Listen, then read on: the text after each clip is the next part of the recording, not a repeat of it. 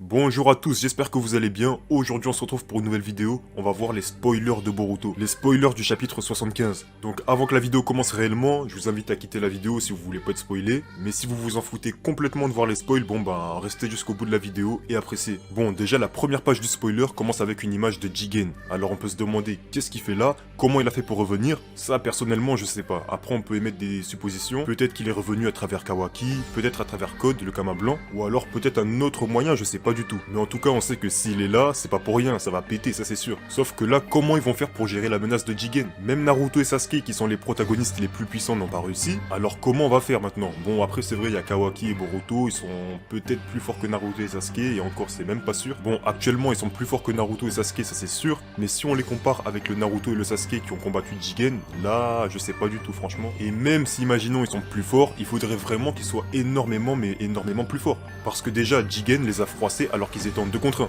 1. Et ensuite, n'en parlons même pas si on parle de Ishiki. Bon, après, il y a la question de est-ce que Ishiki va revenir, ça je sais pas. Bon, personnellement, je pense que oui. De quelle façon, je ne sais pas, mais je pense que oui, il va revenir parce que c'est pas possible qu'il soit venu un petit peu comme ça et hop, il s'en va. Mais bref, sinon, Ishiki les a froissés, il les a massacrés. C'est lui qui a causé la perte de Kurama. Après, il a skié sur Sasuke, il a joué au foot avec lui. Enfin bref, il leur a fait du sale. Et je pense que certains d'entre vous ont vu ma vidéo sur les théories de la mort de Sasuke. Et bah là, on dirait que ça va être le moment. Donc mentalement, préparez-vous parce que là, ça va péter. Les fans de Sasuke, là, vraiment, vous allez pleurer dans pas longtemps, je pense. Après ça, on nous montre un individu, donc je pense que ça doit être un Otsutsuki, vu son apparence. Pour l'instant, je pense que personne d'entre nous ne connaît cet individu, mais à mon avis, il est pas très gentil, hein. En plus, sur son front, on voit qu'il a un œil, on dirait un Rinnegan. Et par contre, ses yeux, c'est bizarre, parce que son œil droit, enfin son œil gauche, du coup, mais sur la photo, on voit à droite. Bref, son œil gauche, du coup, à lui, c'est un œil noir, donc on sait pas vraiment ce que c'est. En tout cas, moi, je ne sais pas vraiment ce que c'est. Mais son œil droit, par contre, ça m'a l'air d'être un Byakugan. Et après, bon, c'est qu'une théorie, mais je pense que ça doit être un flashback. Je pense pas que ce soit un personnage actuel. Après, peut-être qu'il va refaire son apparition, mais je pense que c'est un personnage du passé qui date. Parce que si on regarde bien les pages comment elles sont, si on analyse bien, on dirait que c'est un flashback un peu. Donc moi personnellement, je pense que c'est pas un personnage présent. Je pense que c'est un personnage du passé, il va sûrement refaire son apparition, ça c'est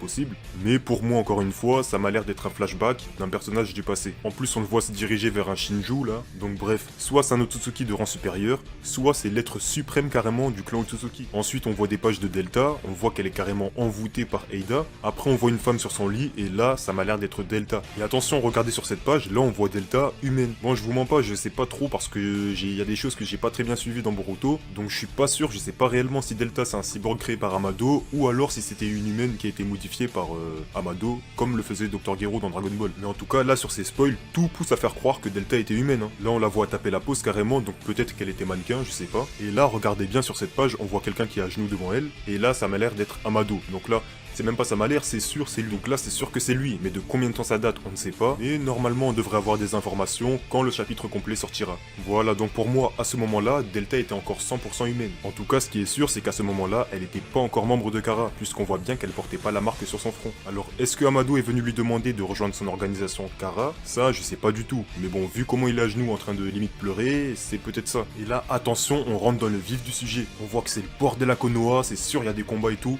On voit Boruto avec les yeux de Momoshiki, on voit Shikadai et son équipe, et là, ça va péter parce que là, on voit Mitsuki mode ermite, les gars, avec sa tête énervée. Il est là, visage vénère, on dirait il va malaxer Kawaki. Sauf que là, on va se calmer, parce qu'on voit Boruto, il a l'air d'avoir assisté à un rêve en fait. C'est comme si Momoshiki lui avait transmis une vision de ce qui allait se passer plus tard. Parce que là, on voit bien Boruto revenir à lui, et il a l'air choqué. Et on voit même Eida qui est en train de le regarder d'un air un peu inquiet, un peu soucieux, en train de se demander, mais qu'est-ce qui lui arrive? Et c'est la dernière page du spoiler. Donc là, je sais pas du tout si ça va se passer ou pas. Bon, je pense que ça doit être seulement une vision de Momoshiki, puisqu'on sait qu'il a soi-disant le pouvoir de voir dans l'avenir. Personnellement, je pense qu'il n'y aura pas vraiment de combat dans ce chapitre, mais on pourra peut-être assister au combat dans la vision de Momoshiki. Alors, est-ce que sa vision va se passer en réalité? Je sais pas, mais c'est possible que ça se passe comme ça. Par contre, comme je vous l'ai dit, je pense pas qu'il y aura vraiment un combat dans ce chapitre. Je pense que cette fois-ci, on va surtout nous révéler des informations sur les Otsutsuki, sur Delta, Amado, Jigen et même toute l'organisation Kara. Et du coup, ça nous permettra d'en savoir plus sur les motivations de chacun. Voilà, c'est tout pour cette vidéo. J'espère qu'elle vous aura plu. Si c'est le cas, n'hésitez pas à liker, commenter, partager. En tout cas, si vous partagez, partagez seulement avec ceux qui veulent savoir, parce qu'il y en a énormément qui veulent pas être spoilés. Commentez pour me donner votre avis et même émettre des théories. Et sur ce, je vous dis à la prochaine pour une nouvelle vidéo. Sayonara.